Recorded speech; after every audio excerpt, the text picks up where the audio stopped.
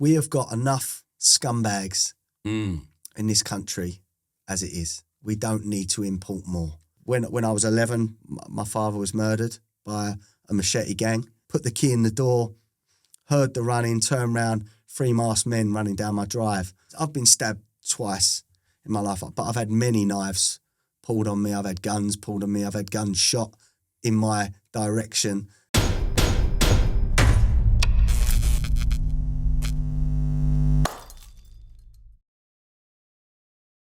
Just a quick one. I want to thank our main sponsors, Bauer Security. They're a UK-based security firm that cover the entertainment, industrial, corporate and construction industries. I'm going to leave the links to their Instagram and their website below in the description so you can contact them direct. You can also find my own social media platforms down there too. And if you've got this far and you haven't yet liked and subscribed to the channel, can I ask that you do so? It takes 2 seconds, costs nothing, and it helps us improve the experience for the guests and for those at home watching. Thanks again. Your support is greatly appreciated, and I hope you enjoy this one. Adam. Nice to meet you, mate. And you. Finally. Well, thanks for coming on. Familiar face from GB News. You've definitely made your mark. You're outspoken. I think your views are a lot more popular than people would like to admit. And I tip my hat for your bravery, because nowadays, if you speak out, you get cancelled. So I'm really interested in your life story. I know you're a successful businessman. I know you didn't have the best start in life. Something very tragic happened to your father, which we will touch base on. But first, so when we started talking, you and me, it's been a while for us to get here because of our busy schedules. Rishi Sunak was our Prime Minister, and now Keir Starmer is steering the ship. And I know you're a political commentator, so what do you think about that?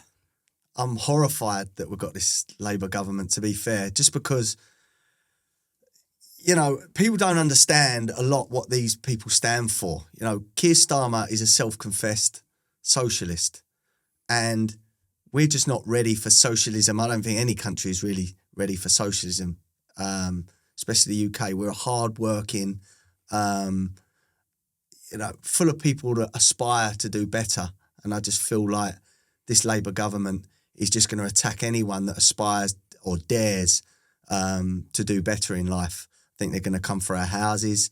You know, they're already coming for the private school sector. That's going to lead to so many leaving private schools, going into the state system. So those that were daring to pay for their kids' education, and they're putting into the state system as well via their taxes. Now, you know, a lot of people, I'm pulling 2 of my kids out of private school just because it's just going to be too much, you know, the bills are going to be too much. So suddenly now everyone's paying for my kids as well. So I just think that they're a government that is going to attack anyone that wants to do better for themselves. And that's not good. Nah, and they're pro-migration, aren't they? Yeah, yeah. And when I say pro-migration, just to be clear for the record, and I've said this time and time again, I am pro-migrant that's willing to contribute and add towards society and culture and add value to us as a nation.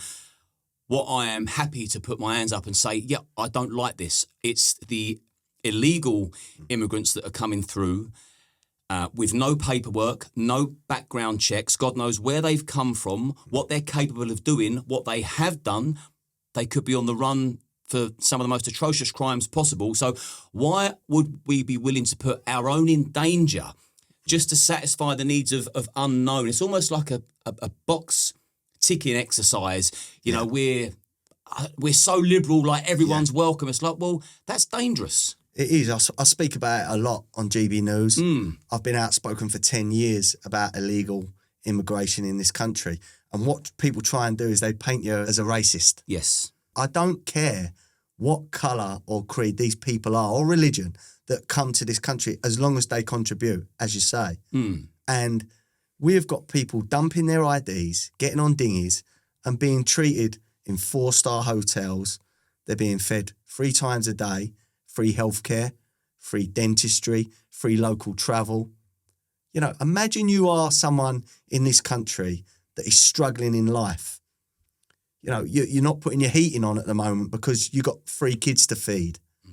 Yet, you know, anyone can come to this country illegally and they're treated like a king, really. And we don't know their pasts.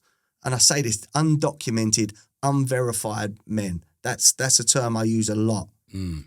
We don't know why they're coming here. We don't know what they've done in the past. As you say, their criminal records. And they're dumping them in towns and cities throughout the UK. You know, there's a migrant hotel near me in Epping. And these migrants walk down the high road. They're rude to people. They go in the council offices, demand stuff. So you can't tell me these people are fleeing war. They're not. And I've said it a lot. Why would you leave your wife, your family, your kids in a war zone? Now, if there was a war in this country, would you leave your kids? I wouldn't. I'd stay here to try and protect them. So, you know, I think the left, and especially Labour MPs, are very naive as to why these people are coming to this country. They're coming to get what they can for free, the perks. They're coming for the cash-in-hand jobs. They're not fleeing persecution. You know, and I don't think, we're not animals. If someone is genuinely fleeing a war, a woman and their children, I would want them to be looked after, but they're not. These are tens of thousands of economic migrants that are coming to game our system. And the left, I do not believe that they genuinely believe what they spout on Twitter and Instagram and all these programs. They can't. Because we've got eyes and ears. We can see what these people are. And we've seen people on the beaches of France telling cameramen that they've just been let out of prison and they're coming for a free house in the UK. So when they was coming over initially, they was very humble, very grateful, and then they'd get escorted off and then put in a hotel. Now they're turning up with an attitude, some armed with knives, demanding, where's my hotel? Yeah. So there's been a massive shift in attitude because they know now it's a given to them. They haven't got to come and play the game and pretend to be nice and polite and conform. It's like, well, I'm here now. It's my right. Send me to where I'm now going to live for the next God knows how long with all the food and the healthcare. There's groups and charities and that tell them what they've got to say. Tell them what they're entitled to. Tee them up. And listen, they're given scripts. You've got migrants that pretend to be gay. It's against a lot of their religions. They pretend to be gay because it gets them a guaranteed asylum claim. We've seen the guy that threw, was it acid or a substance in the woman's face? He was given asylum after he attacked. It was a sexual attack. So he was convicted of a sexual attack and still given asylum. We've seen some of these crimes. I say it all the time on GB News. We've had terrorists, we've had paedophiles, rapists, gangsters. But still the left defend these people coming in en masse. I think it's a mental illness for someone to defend what's happening. And it is an invasion. And when the press, they have a go at people like Suella Braverman or actually Tory MPs that dared to speak out about what was happening under their tenure, you know, if they used the word invasion, they were called racist or hateful. But you can't tell me that thousands of people coming in that we don't know, all sort of 20 to 30-year-old men, that is an invasion. And it's a security risk. You've touched on that. And I've got 3 kids. I don't want this to continue, and I don't want these people here. Yeah, because the problem's not going to shrink, is it? It's going to grow. Of course it is. And do you know what makes me laugh? A lot of these Remainers and these so-called virtual signallers, they don't realise that in some European countries, they put them in detention camps. They don't let them out. Yet if we dare to do that in the UK, we're suddenly a bad people. We're you know, authoritarian. It happens on the continent, but they never say that. So I think a lot of the time it's a way of just attacking our country. Oh, we've got to be so, you know, virtuous. We've got to let them have what they want. No, let's look after our own people now. And that's how it should have been. I fully agree. You know, you said the Labour MPs are naive to what's going on. Do Do you think they're naive, or do you think this is orchestrated? I've spoke to a lot of MPs, and genuinely some of them do not know half of what they're meant to know about. They've got advisors that tell them the position that they need to take on much of this stuff. I don't know. We've had Labour MPs write letters demanding that foreign criminals are not deported. Now, some of these flights contain rapists, murderers. Why wouldn't you want these people out of your country? Why would you think, oh, I know, I'm going to be really virtuous today. I'm going to save that rapist from getting deported on that aeroplane. I can't get into their head how these people think. And it's because I think they've never been affected by this. You know, maybe their communities are not affected by these migrant hotels. They haven't seen the crime that emanates from them. Or, you know, they don't know anyone that's been murdered by a foreign criminal or maybe a migrant. I don't understand how you could just want these people still in this country. I think it's madness. And if they're being brutally honest, the hypocrisy is off the Richter scale. It's okay. Would you allow that illegal rapist, murderer? Would you allow him in your home? Would you have him sat round the table with you and your family? And would you let him sleep the night in your spare room? Well, I can tell you the answer to that. No, but on record, they try and pretend, yes, they would. Yeah, but we know they wouldn't. But we know they wouldn't. If we had cameras around some of these politicians' coffee tables, the difference in rhetoric would be hilarious. Yeah.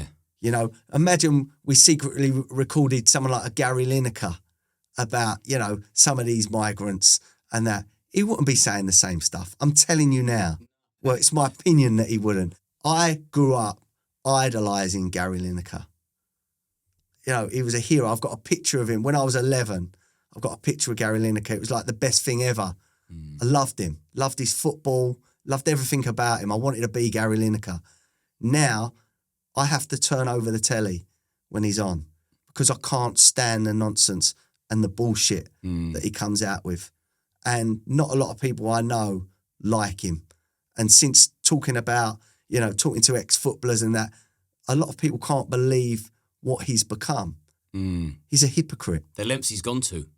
You know, a champagne socialist that, again, illegal migration is never going to affect Gary Lineker. No. And even if it did and it started to get bad around his area, he would move. Was it George Clooney that built walls around his house in America? And then objected to Trump's wall. Yeah. Yeah. These celebrities, they make me sick a lot of the time with their hypocrisy. And they do not understand what is actually going on the ground. And it's all to look such nice people. And I just can't tolerate it. I really can't. My family is my main priority. And I don't want my two daughters and my son growing up in a country that is just going to be unrecognisable. And I think if we carry on with illegal migration the way it's going, and some of these people are bad people, and even if we carry on going the legal migration, some of the numbers, I think it was 700,000 or 800,000 last year under a Tory government, this country will be unrecognisable in 10 or 15 years. And I do worry for my children. I really do. Yeah. And when I listen to some of these celebrities saying, you know, oh, we welcome everyone, it's fine. You're worth 10, 20 million quid. You can go to any country you want if the shit hits the fan. We can't. My kids can't. Yeah. So someone's got to stand up. Someone's got to talk. And luckily, look, I haven't got a boss. I'm self-employed. I can say what I want, and it's not hateful.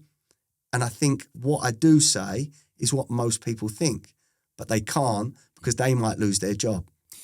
Do you think now that Nigel Farage is a member of Parliament, things could change?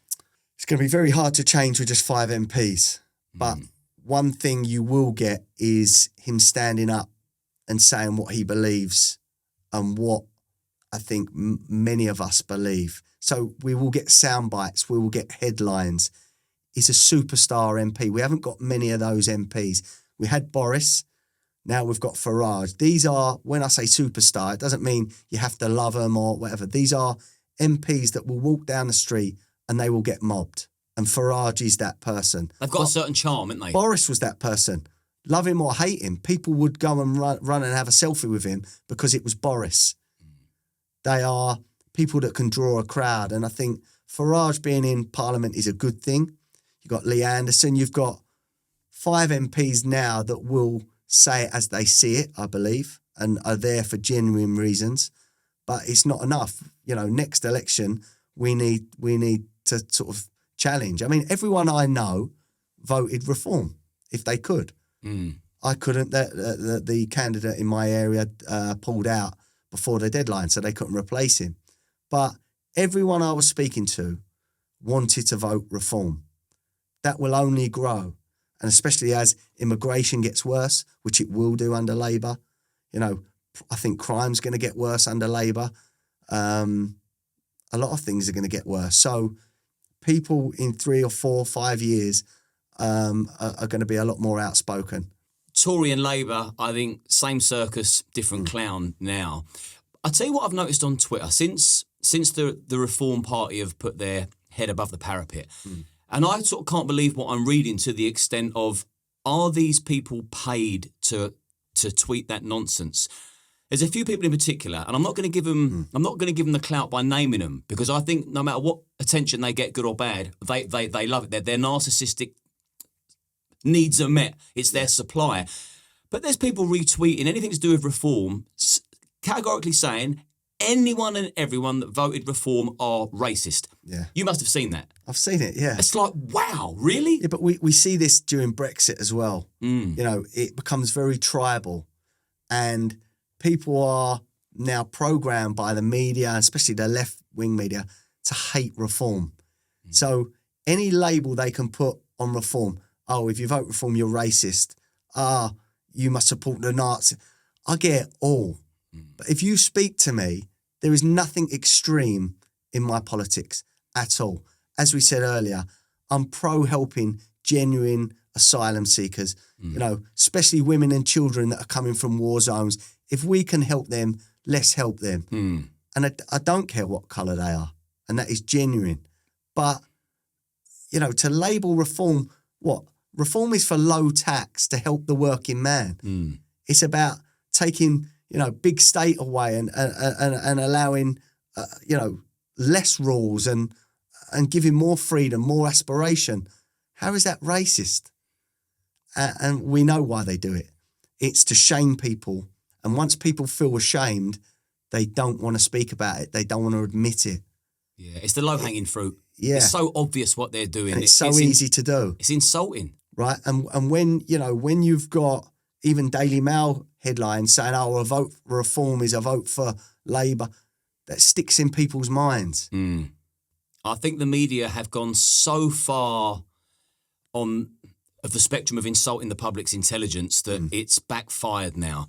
Even I get people telling me, wake up. Listen, I've got my own brain. Do your research. Yeah, I know what I think. And am I right all the time? No, I'm not.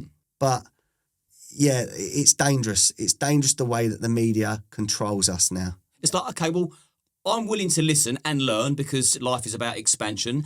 But give me something to go on rather than just, if you do that, you're racist or you're a bigot. That's just not good enough anymore. Yeah, look, when people say, you're racist, I get every day, you're racist. I just put back, if I see it, I'll put back, find a tweet where I've ever been racist. And if you can put it up, I'll delete my account. Yeah, can't say further than that. No, because you're not going to find it.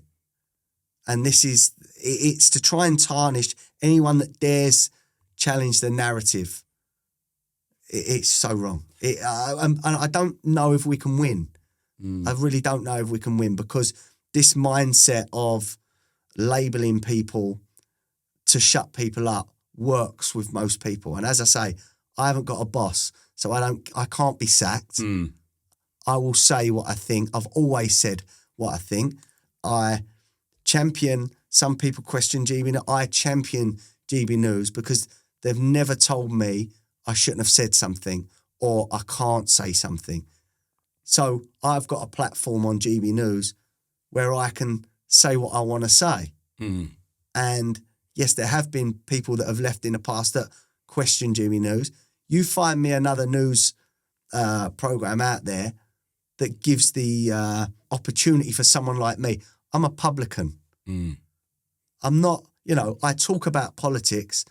I'm not qualified, as I say, but I'm put on that program because they believe I represent people out there. And I believe I represent people out there just by talking to others that go, you're right about that. Oh, I wish I could say that, but I can't because my boss probably sacked me. So I've got an anonymous Twitter account that I put that on. Yeah. That's where we are. People scared to speak out. And being a publican, you get to see all walks of life. So you are qualified to be sat on that panel and you do represent the working class. Look, I've got builders in my pub through to doctors in a local hospital. So, a full spectrum of people. And I never once had anyone come into my pub and say, oh, I disagreed with what you said on Twitter the other day, or I disagreed with what you said on GB News. And in fact, I've never had anyone in the street say that to me. So a lot of the hate that I get from these anonymous accounts, it doesn't represent, the majority of people out there. And I just think if you can speak out and you've got a genuine opinion, say it. We don't condone racism. If someone is racist on one of my feeds, I delete the comment because I don't want racism on my Twitter. I abhor racism. We've all got friends of all colours and creeds. There's no need to be racist. But to be labelled it when you're not is quite hurtful. Well, I can guarantee that you and me are more anti-racist than the people that shout from the rooftops, you're racist. Yeah. Guaranteed. It's amazing how a lot of these lefties that I end up arguing with online always bring colour into it. I would criticise Rishi Sunak a lot, or I criticise Sadiq Khan a lot. I mean, there's a lot to criticise Sadiq Khan on. Cool. But suddenly it's because I get it all the time. And they're normally white liberal Remainers or lefties. Oh, is it because he's brown? And you look at it and you think, you're being racist there. You are. It's insulting to people of colour. Not me. I championed Sean Bailey to be the mayor of London. He's a black guy. So why would I care if Sadiq Khan's got brown skin? And this is what you can't get into their head. I wanted Suella Braverman to take over from Rishi Sunak because I genuinely believed that she would try and tackle illegal immigration. It doesn't make sense with these people. And they can't have it both ways. They can't have it both ways, but they will try and get that first comment on the Twitter thread as well.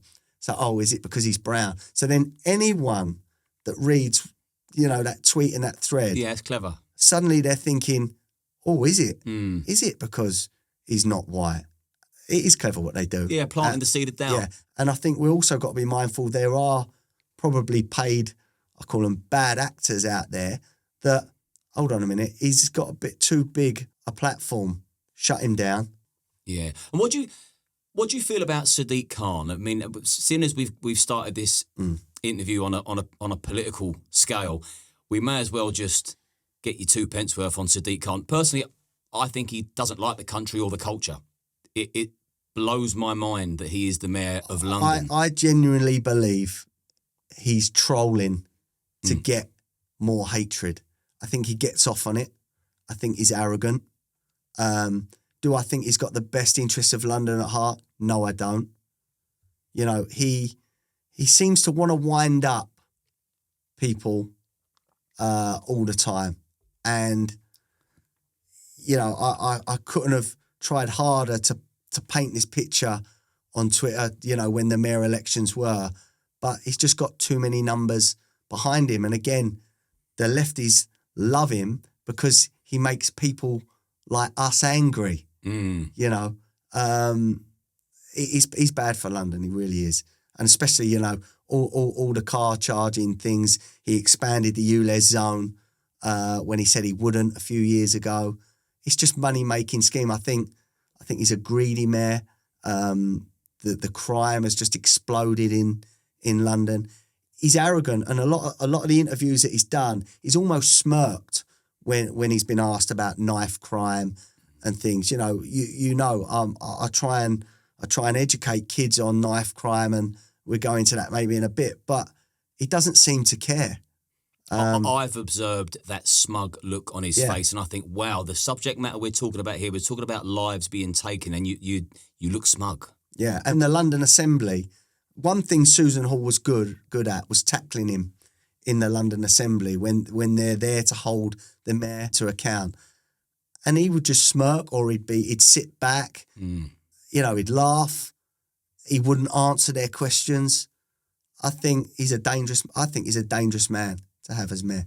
Yeah. Touching base on knife crime, now, you and me have both been stabbed. And I know that to an extent we're both ambassadors to combat against knife crime, especially you. Now you've got a really good platform that you can reach the masses with GB News and etc. So let's go into your private life. Yeah. Let's find out more about who Adam Brooks is beyond the politics. And if we can take it back to when you was a young lad. So your dad was murdered. Yeah. I hate bringing it up, but it's part of your tapestry. It's what's moulded you, it's what's made you a solid man today, because you had to become the man very, very young. So you grew up in pubs. Yeah. My mum and dad took a pub in Little Venice, made a vow. And I think I lived there till I was 2 or 3, above that pub. And then they decided to move to Essex. My dad had a lot of friends in Essex, so they took a pub called the Gunmakers in Debden, which is an estate within Loughton. Rough? Yeah, it was quite a rough estate. I mean, any estate is going to have its problems, But I think from speaking to my mum, they wanted to move out this way. They'd had trouble in London quite a bit, and he thought it would be an easier life to come out to Essex, which unfortunately was a big mistake on his part, But yeah, when I was 11, my father was murdered by a machete gang. And really, as you said, it has shaped me for the rest of my life, because your dad is always your hero.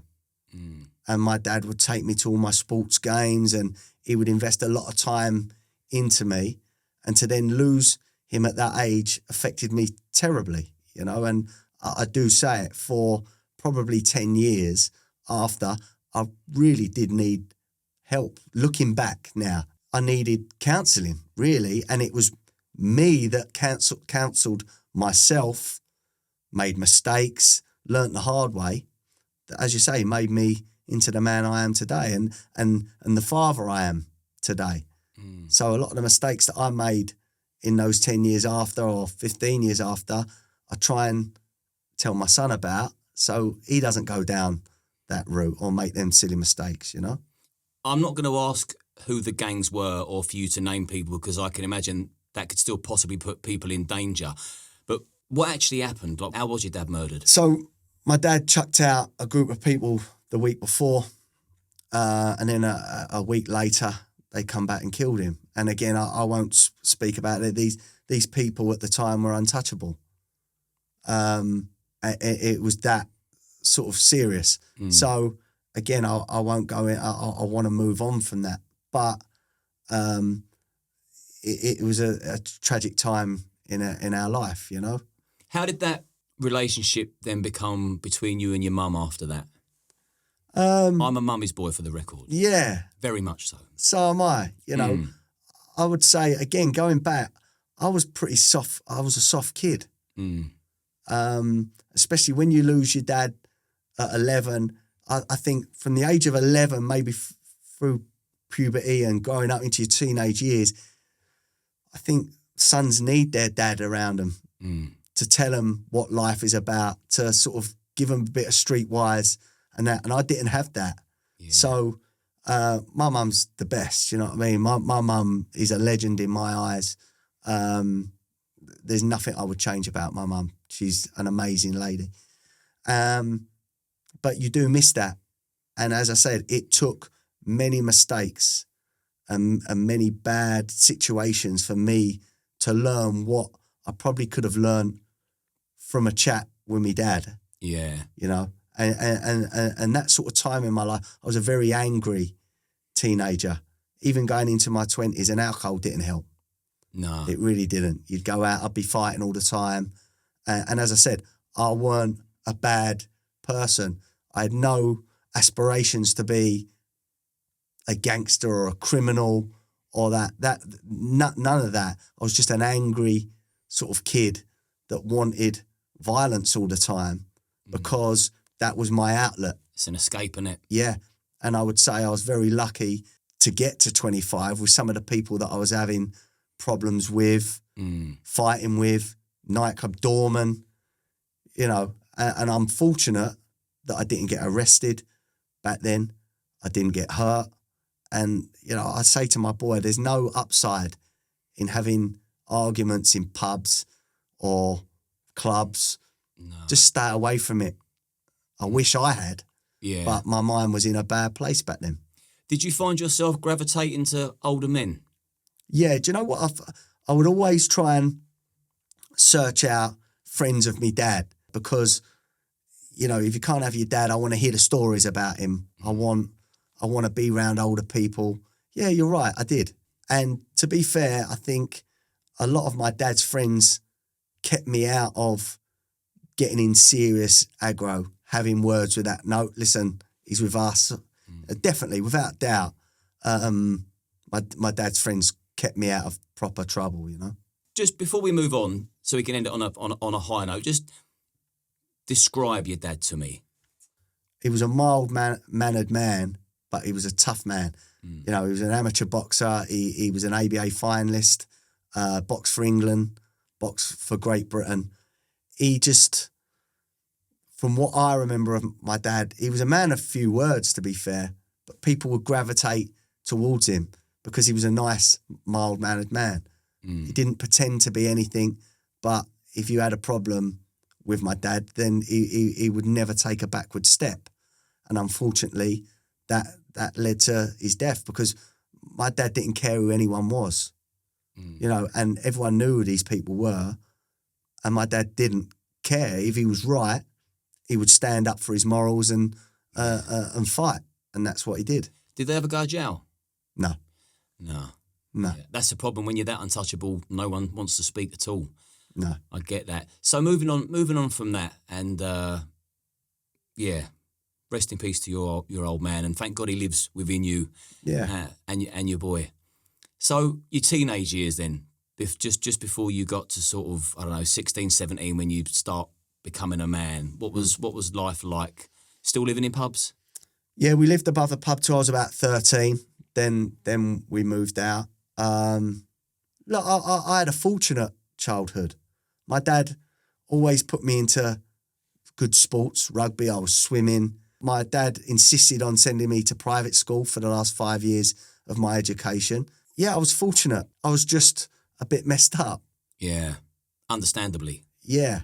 Yeah. And again, I said it before, when I look back, I really did need help in those years.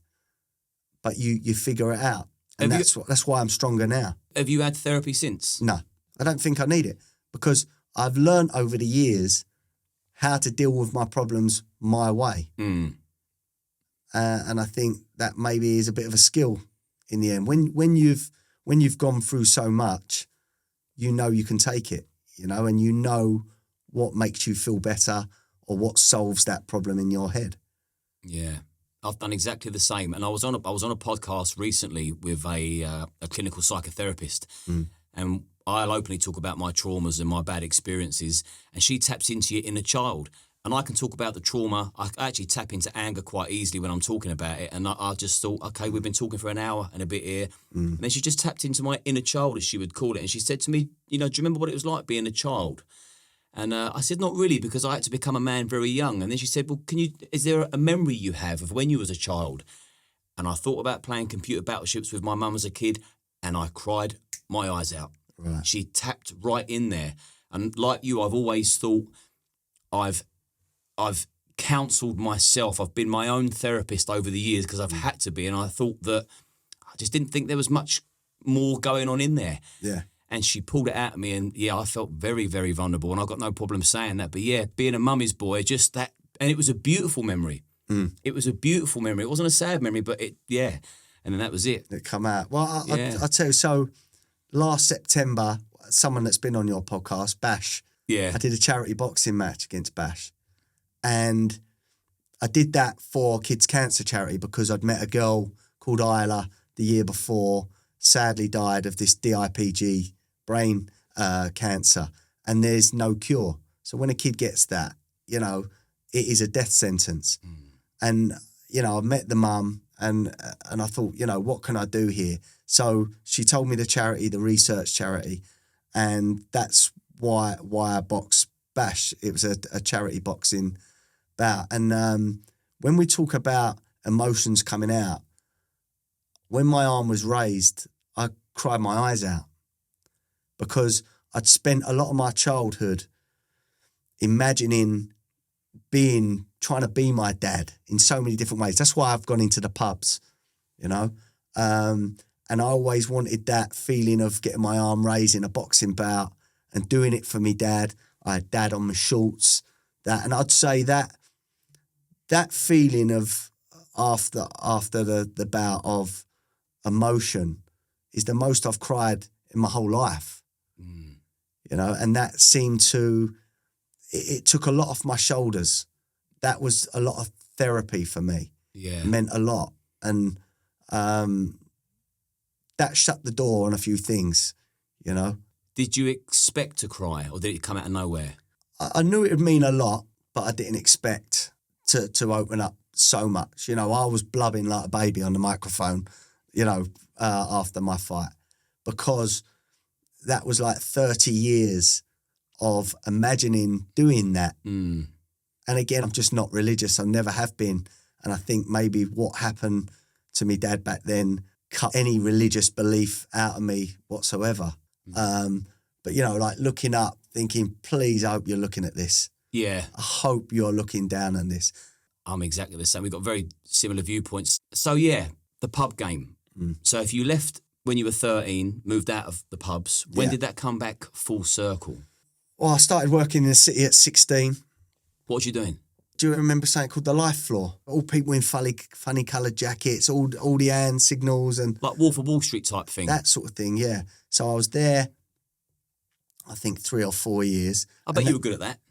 You know what? That was another life lesson because you had your sort of educated people there, but that Life Floor was very much filled with working class sort of barrow boy types. You had ex-villains on there, you know, they were sort of your own sort of people.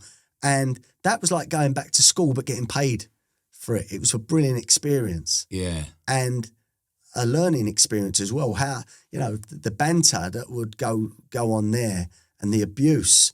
You know, I would pick up a phone, I'd have someone in an office calling me a CUNT and every word's under the sun that would never happen now. Unless you're on Twitter. Yeah, on Twitter, yeah. But like it moulded you to be able to take abuse, to take banter Thick and just as skin. well. But yeah, no, the city was good for me. What made you stop that? It's stressful working in the city, isn't it? It was, but I always had this dream. As I said, my dad was my hero. Following his footsteps. I had to have a pub, you know, and back there a bar came up when I was 25.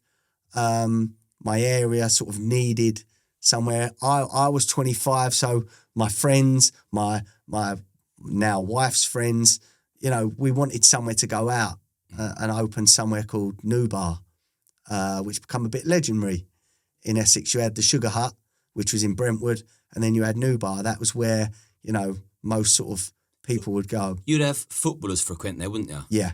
Yeah. I mean, when you have a bar that is full of good-looking girls, you know, my wife and her friends, you know, stunning. Suddenly that gets around pretty quickly. That is the place to go. And it was surreal. You know, I'm just a normal local lad sitting there with 3 or 4 West Ham footballers or Tottenham footballers as if they're me mates, you know. Then I would have so-called gangsters, criminals. You know, I'd have lunch with them. What these people did was none of my business. I'd have people off a Towie that would come in, you know, sit, oh, come, let's have a drink with Adam. You know, that doesn't make you, just because I sit with a group of gangsters doesn't make me a gangster. So if you're going to do that sort of comment, then, you know, because I sit with Premier League footballers, am I a footballer? No, I'm not. Because I sit with maybe Joey Essex, Tommy Mallet or Mark Wright from Towie at the time. Did that make me, an actor or a reality star? No, it didn't. Yeah, I had some big characters come in. Was you ever approached by Towie? Yeah. First 5 series, they drove me mad to go on there. But I had no aspiration about being on the telly. I know what I do now and whatever. I didn't want to be famous. I don't think I'm famous now, but I never wanted that limelight. I just wanted to earn my money and sort of go home, So was it not even a consideration? No.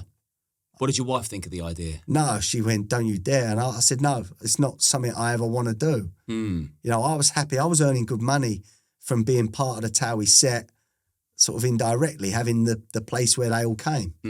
I would have coaches turn up from Wales full of women that were hoping to see Mark Wright or Farage or Tommy Mallet, Joey Essex.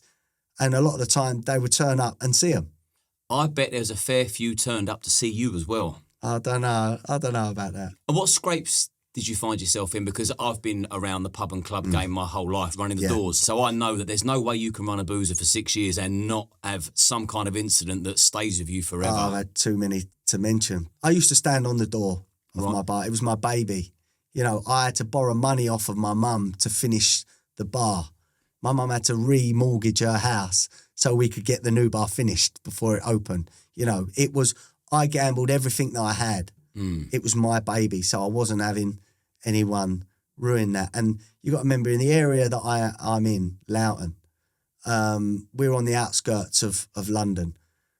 Every sort of face from the East End and that had moved out. So I either had them in the bar or their relatives, their sons or their nephews, and I had some bad incidents there where I had to sort of show face or it was over. I got arrested one time for throwing a guy out. He got injured. Broke his arm? Yeah. I was on bail for like 18 months for that, GBH. Was you convinced you were going away? I went to the court with a bag packed, Chelmsford Crown Court. And I just had my son about 6 months before. So that was a terrible time, and I hadn't done anything wrong. I just stuck up for my business and my staff. And unfortunately, the guy got hurt in me taking him out. But, I've had guns pulled on me, knives, I've been stabbed. My son says to me, Dad, I'd love a bar or a nightclub, and there is no way while I'm on this earth that I would allow him to do that, because I went from a boy to a man pretty quickly owning a bar. Yeah. And to be fair, I was pretty fearless until I had my children as well. You soften in certain aspects, or you think of the consequences more once you've had children. But I was certainly fearless for the first few years there. And I didn't think of the consequences, and getting arrested also opens your eyes to how life can change pretty quickly. One incident, you lose your liberty, and then everything you've worked for out the window. Yeah. And you're not a criminal or a villain. No. You're just trying to do right by your business. I just wanted to earn money back then, and it was good business. Yeah. It really was. I had 6 good years there, but it was time in 2012, someone come along, they wanted to buy it off me, and it was time to move on. Was it during those 6 years you got stabbed? Yeah. Tell me about that, because there's obviously a good reason why you speak up about knife crime. I've been stabbed twice in my life, but I've had many knives pulled on me. I've had guns pulled on me. I've had guns shot in my direction. Aimed at you? Not aimed at me, but almost hit me. Close enough. So look, there's, again, this will sound surreal to people looking, and I'm mindful that there are people that go on, not your podcast, but other podcasts, and try and make themselves look the big man. Oh, this is the life I've lived. Guns, knives, drugs, that's the total opposite to what I would ever want to be perceived as. And I know that, and I can see that. But I've lived through a lot. I got involved in a fight where I actually got stabbed in the back of the head. That wasn't actually at my premises. It was another premises. and I don't really want to go into that too much, but I've been stabbed in attempted home invasion. Talk to me about that. So, Because that is terrifying. yeah, that's one of the worst moments of my life, because at the time, 2015, I had two young children then. I left the pub. I went and got myself a kebab, not particularly healthy. You know, I'm driving home. I'm finishing the kebab on my drive. I get out my car.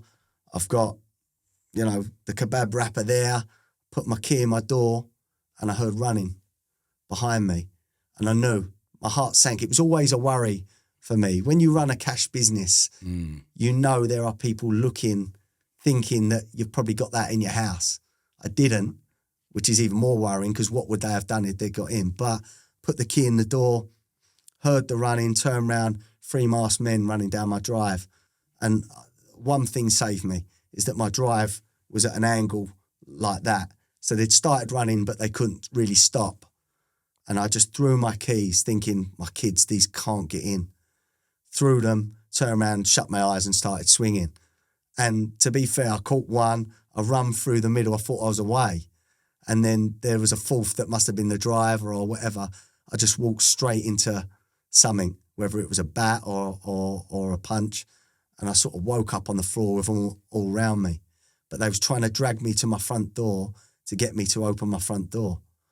And all I could think is, I've thrown the keys, my kids are safe, my wife's not going to open the door. So, you know, they're going to do whatever they're going to do to me. That was terrifying. To be targeted like that in your family home, you know, it's one of the worst moments of my life. But I mean, what would have happened? My wife and 2 young children were there. What would they have done when they didn't get anything? You know, even if I had money, it certainly weren't going to be in my house. Was your wife aware what was going on outside? She could hear. But I'd always told her, never open that door. No. Never open the door. Don't matter what you hear on the other side, never open that door, because once they're in, they're in. Yeah. And how did she take it? Oh, terribly. My wife's a strong woman, you know, and well, she's got to be, with what I've put her through a lot over the years. But that really affected me for a few years, looking over my shoulder, who's done this? You know, I was accusing all sorts of people of putting it up. And it was obviously someone that knew me. Did you ever find out? We had an inkling, but you can never prove anything like that. But when I think of how it could have been if I hadn't turned round, if I hadn't fought them off, if I hadn't thrown my keys, you know, for kids to go through that, my boy would have been 7 or 8 years of age. And my little girl was like 2 or 3 at the time. Do kids ever recover from that? No, they don't. And stuff that happens around that age as well. It's like, you know, you go to therapy when you're in your 40s and they tap right back to that moment. Yeah. So it sticks with you, whether you realise it or not. Yeah. And I think anyone that can go to someone's house to do a crime like that. Dog. They're the worst of the worst. 100%. Someone that breaks into your house and steals your belongings, some of them being sentimental, and they're prepared to do God knows whatever if someone's in their way or if they're awake or if somebody returns home. And I'm seeing burglars getting, you know, 18 months, 24 months. Well, it's because he's a drug addict, so he needs rehabilitation. It's like, no, there has to be a line in the sand where you say, okay, you're shoplifting, we can perhaps be a bit lenient there. You've done something silly there. You've lost control there. Yeah. The second you break into someone's home, you've got to send a message loud and clear. You're getting 10 years minimum just for entering the property. Do you agree? Yeah, 100%. And I scare myself to what I think I would do if someone ever got into my house with my children, because I think most men would do what they have to. For sure. To protect their kids. And again, I would hate to come across as someone that's trying to be a tough guy. I'm not. But I would do anything to protect my children. Yeah, I know. And I don't care who you are. No. Or what you've done in the past or whatever. You know, if I have to protect my children, I will do. And I think any real man would. And it's nuts to think that if you come out on top, the chances are you could be the one going to jail protecting your own home with the laws in the UK. Yeah. But again, I think that all goes out the window with most men. You would do anything that you could to protect your wife and family and kids. But I mean, I've got 2 big Cane Corso dogs now. They'll do the job. I've got a big sign on my gates that says beware of large dogs on the loose. And I got them after the home invasion attempt. And I mean, I love my dogs. They're big softies around my kids and that. But I'd hate to be a burglar or someone that even dared try it on. Yeah. You know, if I'm at work and I'm not at home, I relax a lot knowing that I've got those 2 lovely dogs. The dogs have got your back. Yeah, because they love my kids.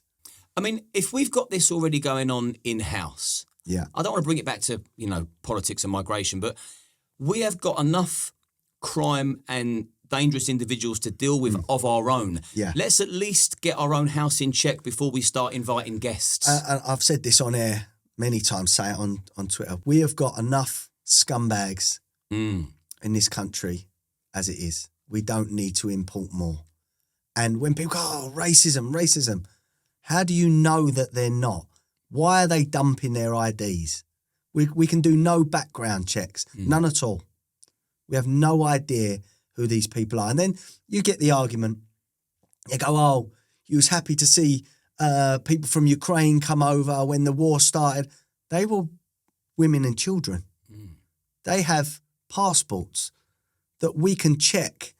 Or if there's a problem, if one of those women decides to do something bad in this country, we can cross-check with Ukraine their past, or we know who they are. We do not know. These people that are coming on the dinghies, we don't even know what country they come from because they lie.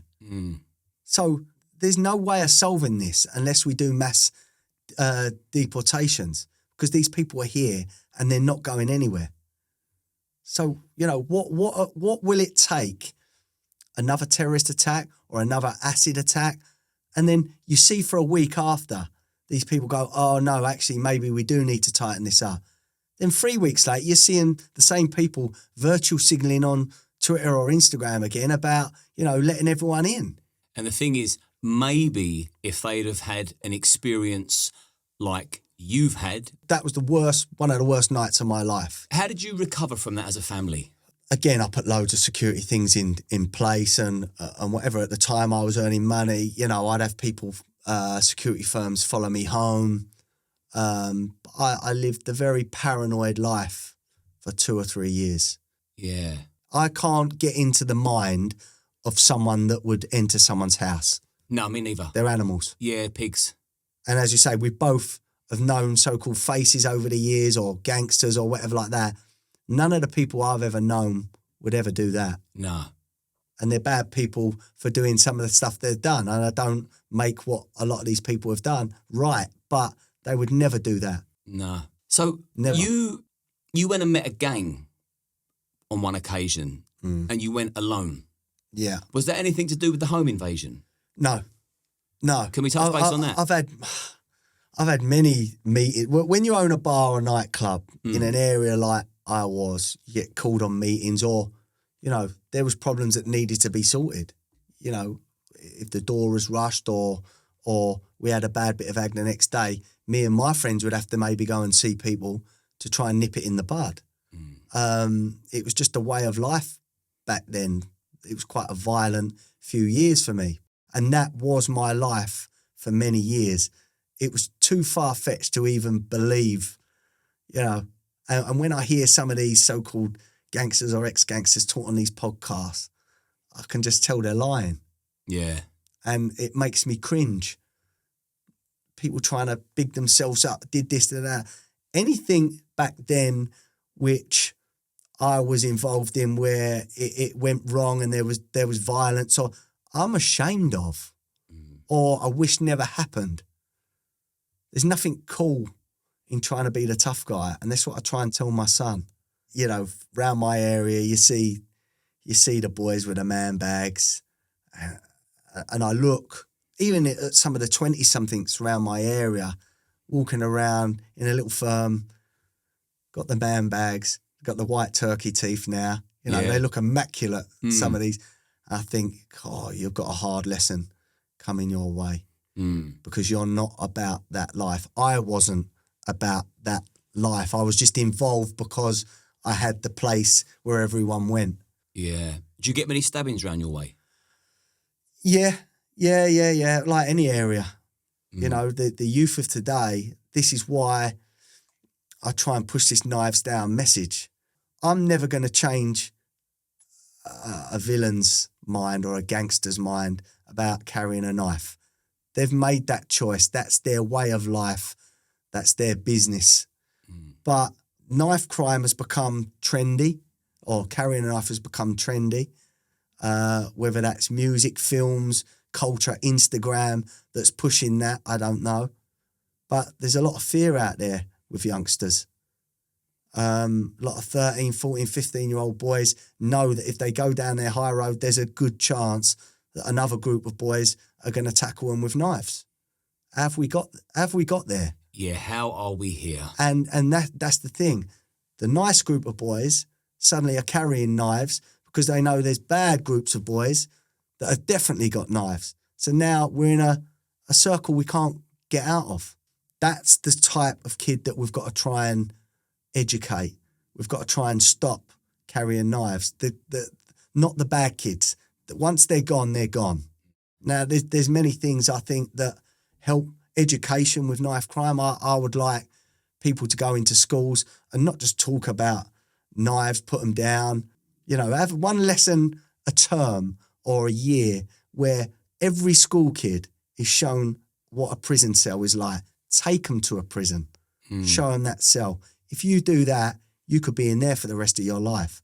I'm telling you, that would scare a lot of wannabe sort of gangsters growing up. Or show them, have families of people that have lost someone. Go in there. You know, the wife or the daughter probably breaking down and crying in front of assembly. That will hit home. Show them pictures of knife wounds. What can happen? Scare them. Educate them. And then I think anyone carrying a knife now or using a knife, I think the prison sentences should be far, far longer than they are. Deter. Stop and search. Let's forget all about this racial profiling and all this woke nonsense. If the police believe someone is carrying a knife, search them. Not everyone is a fan of the police. No. And there's certain parts of policing, certainly the two-tier policing system we see in place now that, I'm by no means a fan whatsoever, but I do know that if my daughter was to get kidnapped, they'd be the first people I call. So you have to sort of bear that in mind. So if I was asked, can you stop and take a search? Personally, I wouldn't question it. I'd say, yeah, cool. And then I'd sort of, they'd know that I'm not a threat, and then we'd have a chat. But I know a lot of people are different. But if it was for the safety of others, and we're just trying to prevent knife crime, I'd say, great job, search away. If you ask certain villains and gangsters about what would happen if there was no police in society, they'd say the same thing. There'd be anarchy. Cool. Right? It's all right moaning about the police, but if you want to bring a family up in a democratic country, a safe country, you need police. And we can all moan about certain aspects of policing, as you say, but without the police, there is anarchy. Even with police, there's anarchy. So just imagine what it would be like. And that's one thing I'm worried about the next 5 years. Is Labour going to be tough on crime? I think they're too scared to get tough on crime in case they're labelled racist or they're labelled authoritarian. You know, growing up, I remember looking at a policeman thinking, oh my God, I'm scared. Or I go to Spain. I spend a lot of time in Mallorca. I love Mallorca. I look at their police. You know, you could be on the beach and the police turn up, and immediately I look at their police and think, oh, yeah, you're wary. You know, I'm not saying people here should be scared of the police, but at least have that sort of wariness where you think, oh, sod that, I don't want to play up here. We haven't got that anymore. No, I was in IB for years ago, and with a mate of mine, Ben, and I'm a young lad. Nonetheless, I'll be honest, I'm walking down the road behaving like a prick. Whack. I get a truncheon around the back of the legs. I deserve that. Not how dare they, and it's like, whoa, I'm on their turf. I'm in their country. I need to abide and obey by their rules and restrictions, and I'm behaving in a disrespectful manner. Yeah. I never done it again after that whack round the back of the legs. I was in the wrong. It's the inconsistency of our policing. And we've seen it even with... And double standards. Double standards. You know, the police are too scared to act in case they're labelled. We had it with the Rotherham grooming gangs. Why did that go on for so long? It's because under Gordon Brown, from the top, they were scared to alienate communities or be called racists. Councillors were scared to say anything. Police were scared to say something in case they were labelled. And that has meant we've got a weak police force, but they certainly will get their batons out with people they believe they can get their batons out with and make a statement. It actually breaks my heart when I think about it. I just think, how have we got to such a place where there is a specific community that's undeniably grooming and taking, and I'll word it clever or sensible so we don't get censored on YouTube, that are purposely targeting specific young girls, white British girls, and they're abusing them despicably, which then leads to a lifetime of PTSD and addiction, mental health. And it's being ignored because people are too scared to call out that specific community. How do we get here? If someone's in the wrong, I've just outed my own father. He's the same colour. Yeah. He's the same bloodline as me. You can't be wrong and strong. If someone's in the wrong, I don't care who you are, what you look like. No. You're getting called out. Yeah, look, let's remember that there's race, there's paedophiles that are white, black, and with brown skin. There's bad in every race. Totally. Right? And in every community. And they should all get called out. All. All of them. When we look back at that grooming gang scandal, how that is a tragedy of this country. It's the biggest miscarriage of justice I've ever seen. And the fact that there was police, councillors and politicians that turned a blind eye and even wanted to blame the girls, the victims were blamed. It's horrific. But the left want to brush a lot of this under the carpet. And it's unforgivable. Completely. There's nothing that can excuse abusing women or children in that way. No. And if one of my relatives, I don't care how close a relative they are, committed a crime that heinous and that disgusting, I would be frog marching them down the police station myself. Well, you may or may not know this, but my dad's doing 18 years and I testified against him for that exact reason. Good for you. Our job is to preserve the innocence of children for as long as they're children.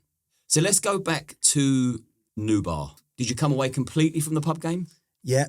I had a year off, basically, and then I got sucked back in. Friends, associates brought me into clubs. I was a partner in a couple of clubs, Chelmsford, Romford. I went into restaurants as well, partnership into restaurants. And I've ended up, through this journey, now with just one pub. And are you happy with just the one? Yeah. Yeah, I mean, COVID killed the pub game. And the whole club. of hospitality ruined. It really did.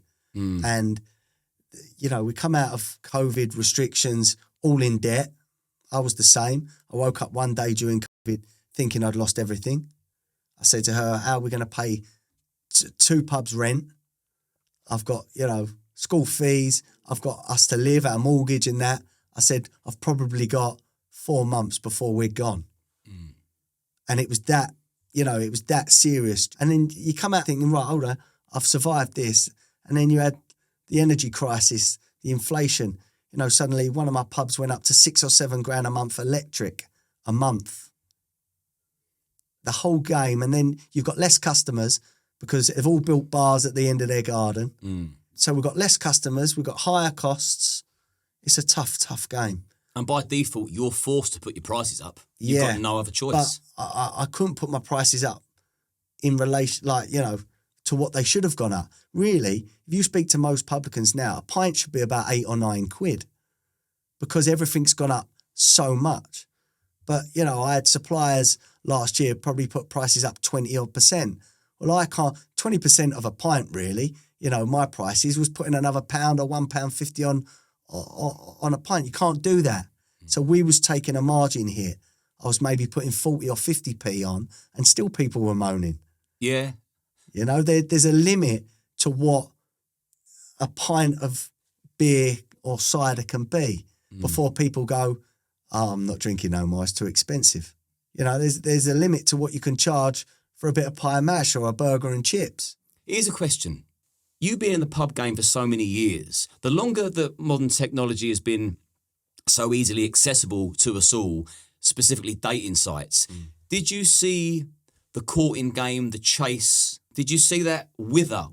I'd say it's the last 5 years. I certainly don't really see it that much in the pub anymore. Big groups of girls walking in, 8, 10-handed, big groups of fellas walking, unless the football's on with the fellas. But, and you used to have one group up that end and they'd be looking. All out on the pool. Yeah.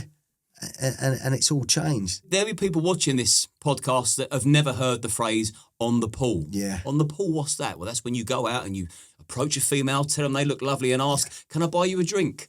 Very different to swiping right. I'm amazed now at how the attitudes have changed with dating and, women openly saying on social media, oh, I'm on Tinder. Can you imagine that 10, 15 years ago? Yeah. A girl or your daughter or someone say, or a celebrity woman saying, I'm on Tinder. Oh, what's that? Oh, I'm on a site where I swipe. If I like that one, I just go and meet him and have a bit of a rollabout. Yeah. Like, they would have been shamed. Yeah. But I tell you what I feel like. I feel like the Kardashians changed the way women and youngsters think and behave unbelievably. So we go back to that influence of celebrities and the media and, it's okay because Kim Kardashian does that. She does that. That's how she behaves. She goes out with everything hanging out. That's fine. And I think we've got to a point now where it can't go much further. Otherwise, every other girl's going to be an OnlyFans model. And this OnlyFans culture, again, I know through the Misfits boxing, some of the girls that do the boxing do OnlyFans, they're the nicest girls you will ever meet. Yeah. And again, I've introduced my wife to them. Oh, they're lovely. What do they do? I go, I'll tell you when we get home. What they do, it's none of my business. But we are getting to a society now where it's becoming very normal. It's only going to get worse. Yeah. It's out of control, isn't it? It is. It's out of control. And I think the family unit held a lot of what being British was together. And when you've got men and women living in the same house, you learn to understand the opposite sex a hell of a lot better. You learn to respect their needs and their differences and their little nuances a bit different, and sort of brings you to become one.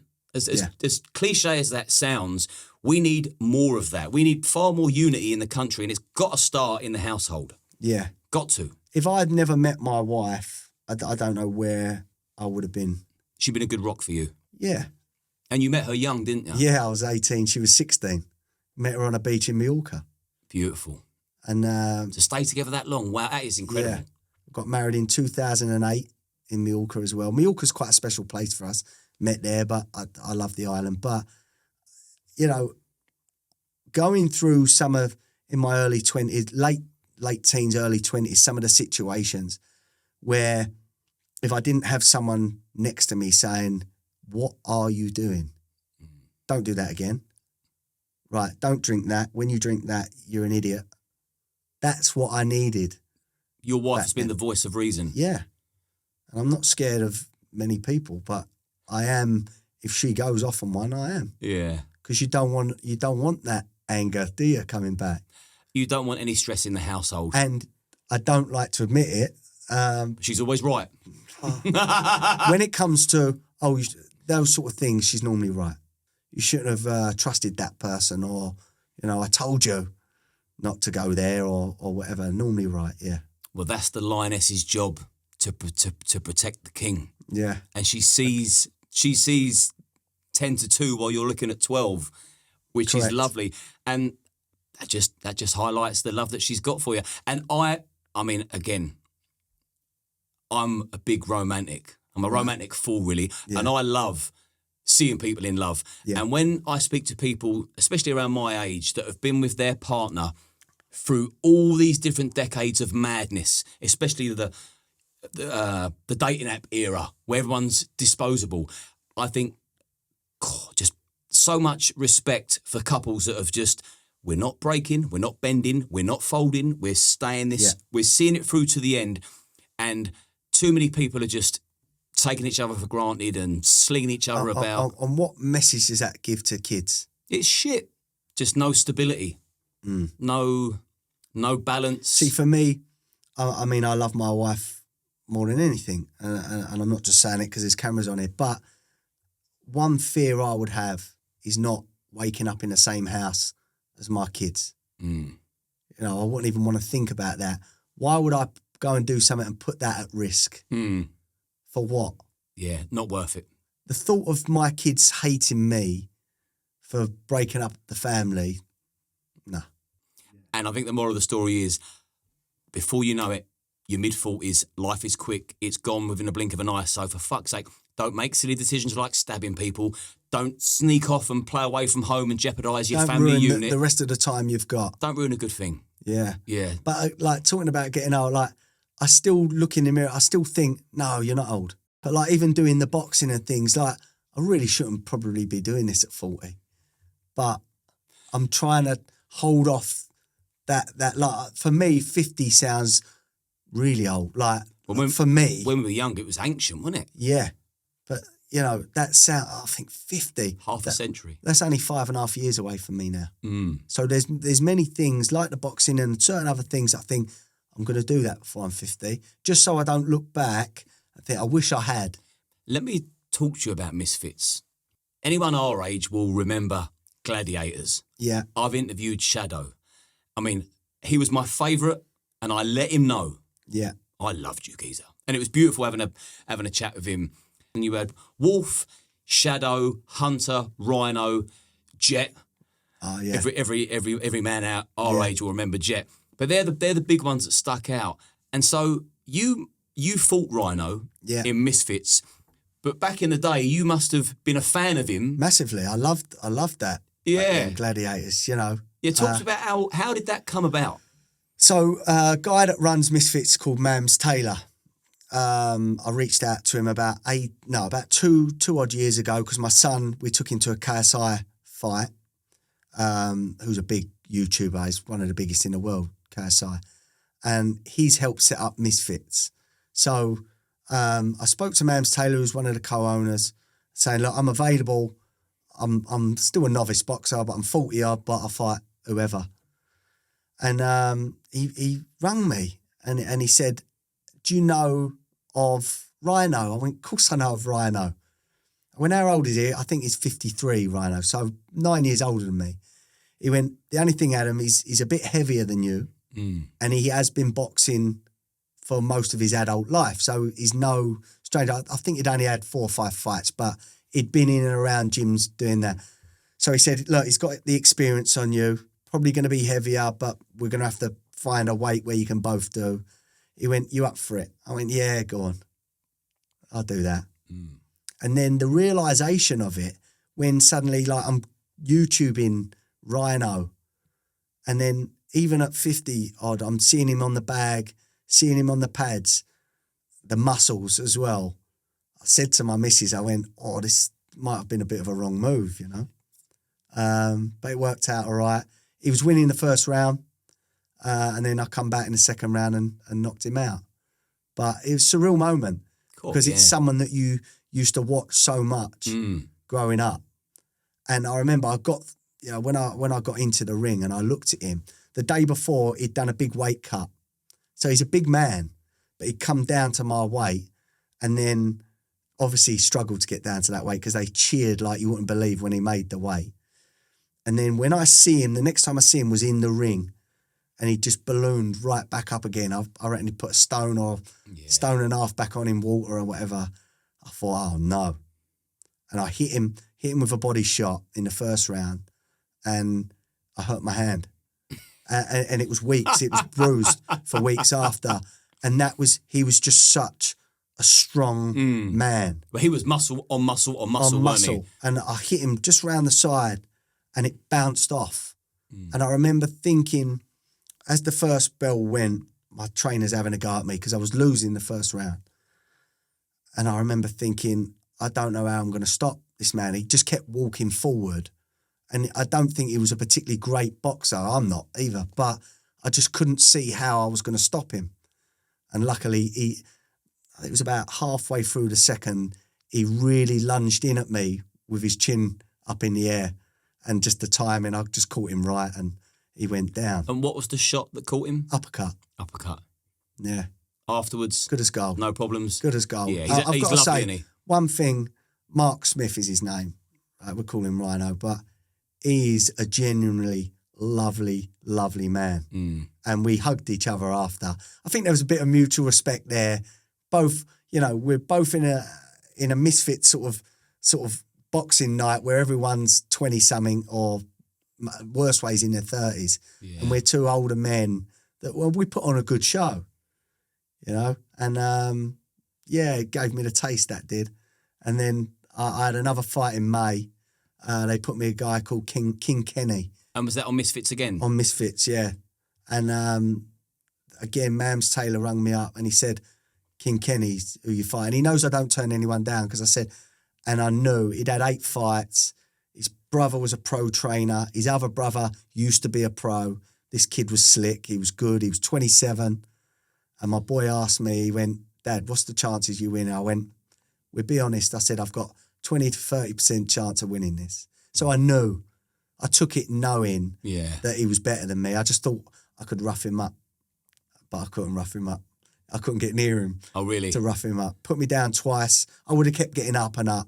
Just outboxed me. He was a much better boxer than me. And the ref stopped it late in the second.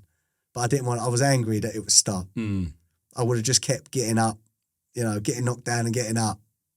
But that proves that in boxing there's levels. Yeah. You can think you're the toughest man in the world, which in my mind sometimes maybe I do like that. But yeah, I was schooled that night. Good experience. Is there anyone else that you're hoping to fight? I've said anyone. I enjoy it. As I said, there's many things I've wanted to do for my whole life, and boxing is that. And I'm not scared to get knocked out. I'm not scared to lose and get the abuse on Twitter. When I knock Rhino out, and Bash, when I knock Bash out as well, Twitter, rigged fights. Yeah, you paid them off. That, and then I lose. Same sort of people. You're shit. Yeah. Give it up. You're no good. You can't win. No. And if you care what people think, obviously I don't care what people think online, but that's why I love you. For me, boxing is a sport. My dad was an ABA finalist, and then when I read a clipping about my dad from a trainer once when I lost my dad, the trainer wrote something in the Evening Standard saying, in triumph or loss, Alan Brooks would walk back to the corner smiling, and they couldn't work out what that smile was about. But boxing is a sport. Someone's got to lose, unless it's a draw. But there's more likely that someone's going to lose on that night. If you're scared about losing, then don't do it. If you're scared about what people think, don't do it. I could end up a meme my next fight. Even in that fight, I got put down. I sort of ended up sitting on the rope. I covered up. He put me down. Someone has gone through the video, screenshot me sort of covered up on the ropes. And every now and then, most days, tweet me that picture as if I care. Yeah. You get in. Yeah. So being a keen boxer and an enthusiast and an anti-knife crime campaigner, what message would you send out to the youth? There's no positive. There's no positive outcome in carrying a knife at all. And that's one of the reasons I've used Misfits to put this message out as well. Misfits has got hundreds of thousands, if not millions, of supporters and viewers. A lot of them, the demographics are quite young, from teenagers to early 20s, mid-20s. They're the people that I want that message to get to. There is no upside in carrying a knife. And I've admitted it before. I don't know. I've carried a knife through fear. Mm-hmm. And I'm ashamed of it. I was lucky not to get arrested. You know, drinking, I was a bad drinker back then. I don't drink. For 5 years I haven't drunk. But what happens if I'd lost my mind that night, pulled it out and the wrong situation had happened? Maybe I'd spent the rest of my life in prison. Maybe I would have caused heartache to someone. There is no upside in carrying a knife. And again, we touched on it earlier. I'm never going to stop that gang member or that gangster carrying one. But I can stop kids, maybe like my son or his friends, from doing it by putting it in their mind. You're going to prison. You're going to end up hurting someone or get hurt yourself. You're going to ruin your life. And I think schools need to play more of a part with knife crime. This is an epidemic. Oh, yes. For Okay. sure. So lefties like to talk about, certain things that go on in society. Why aren't they screaming and shouting about knife crime? I don't understand it. Why wouldn't you want knife crime tackled as harshly as possible? And it's something from now till the day I die, if I can put this message out on any platform, whether it be GB News, on podcasts like yourselves, on Twitter, on Instagram, it's don't carry a knife. Because it only takes one person to look at that message and think, you know what, I'm being an idiot. Or I didn't think about that. That Adam's lived with that consequence of that happening to his dad for 30 odd years. He's still going on about it. It must hurt.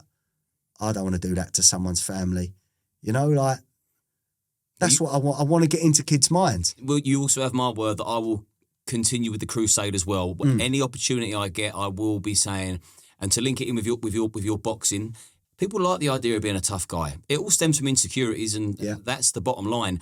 But before you start carrying a knife thinking you're a bad man on the street, go to your local boxing gym or mixed martial arts or jiu-jitsu and get in the ring. Test yourself there. No one dies that way. No, and listen, there's a lot of people that think they're a tough guy. They watch the gangster films, they listen to stories, maybe listen to podcasts where gangsters are glorifying what they've done in the past and think, yeah, I could do that. You don't know until you're in a real scary situation, and I've been in many, what you're about, whether you run or you stand. And most of these kids that think they're tough guys will run. They don't know it yet because they don't know violence. No. They haven't been in them awful situations. You know, and I said to my kid, anyone ever pulls a knife or run? No winners. There's no winners. And as we said earlier, you'll end up in prison or you're going to get hurt yourself. Now, you know, I just think we really do need to push that out there, that you're going to end up in prison. But unfortunately, now we've seen the Wandsworth video going around. Everyone's going to want to get banged up. It's crazy. I mean, that's... What is happening in our prisons? Like, listen, I've known many people that have been to prison, come out and whatever. There's very little deterrent when you think about the cushy life that some get. Yeah. A female screw coming into your cell, sucking your dick. It's like, well, everyone's going to want to go to jail. I could not believe that. And I thought it was fake at the start. Yeah, I did. And I could not believe that. To find out that was real. I mean, just stupidity on everyone's side. So the cons, I mean, I wonder how long they had that video hanging over her head. You keep bringing in contraband or we're going to release that. Yeah. But what on earth was she thinking? I don't know. But they've absolutely killed it for everyone else that's probably in Wandsworth now. Totally, yeah. I wouldn't think they're very popular. No. Because the heat that's brought on that prison and the prison system. Yeah. And I wonder if she'll go to jail for that. I wonder if they'll make an example out of her. One thing that annoys me, again, we touched on it earlier, OnlyFans. There are people doing stupid stuff, knowing that when it blows up, they're going to earn money off it. So the girl that threw the milkshake on Farage, I believe, has an OnlyFans. I read that. Right. So if that is the case, she's going to earn a lot of money where people think, oh, I didn't know of her before. Let me subscribe. Let me see. I think there should be a duty for OnlyFans, if anything like this happens, the Wandsworth, the milkshake thrower, that they cut their accounts. Why should someone be able to? If I was an OnlyFans male performer and I thought, well, you know what? I'm going to go and do this real mad thing, break the law, but I'm going to earn 100 grand next year because it's going to go crazy. Yeah, I didn't even think of it like that. You're not considering OnlyFans, are you? No, never, never. I'd rather be skin. Shock announcement, Adam Brooks. No. He's gone to OnlyFans. He's gone to the dark side. Never. Yeah. Is there anything else that you want to say without me asking or steering, something you want to get off your chest, a message you want to hit home, something that's important to you, whatever you want, just round it up. In summary, really, I think society's going in a direction for a reason, because people aren't speaking out when they're unhappy about things. They're scared to have a view. And what I would like to put out there is that, you know, if what you are saying is not racist, is not hateful, you know, why wouldn't you say it? And again, things like the knives, you know, what if you've got a big platform, why are you not sending that message? If you're a celebrity, why are you not telling kids to put knives down? I think what I'd like to put out there is some of these so-called influencers, instead of trying to sell fake FX trading or white teeth, why do some good with your platform? Why not try and change society rather than being greedy and scamming people? There's so many scams these influencers push now. I call that out a lot as well. I'm not very popular in some circles. And I think a lot of the past influencers, whether it be Instagram, TikTok, the Kardashians or whoever, have had a negative role in the way society is going. And I hope more people with big platforms, I'm not a celebrity, I'm just lucky enough to have a big following on a platform, and I speak my mind on the telly once a week. But start doing some good. Start trying to make a change, because we can all moan, but if we don't actively try and change things, it's just going to get worse, you know? And that's why I think it's important, people like yourselves, giving people like me a chance to show that we're not just saying things for clicks or impressions. It's what we genuinely believe. And there's a reason behind every opinion that we have. Yeah, well, I think the country needs more men that are prepared to speak out, even if their opinions aren't popular. I've thoroughly enjoyed you coming on. It's been a real pleasure. We'll stay in touch. And thank you for sharing your story with me. Thank you. Big love, Cheers, brother. mate. Thank you.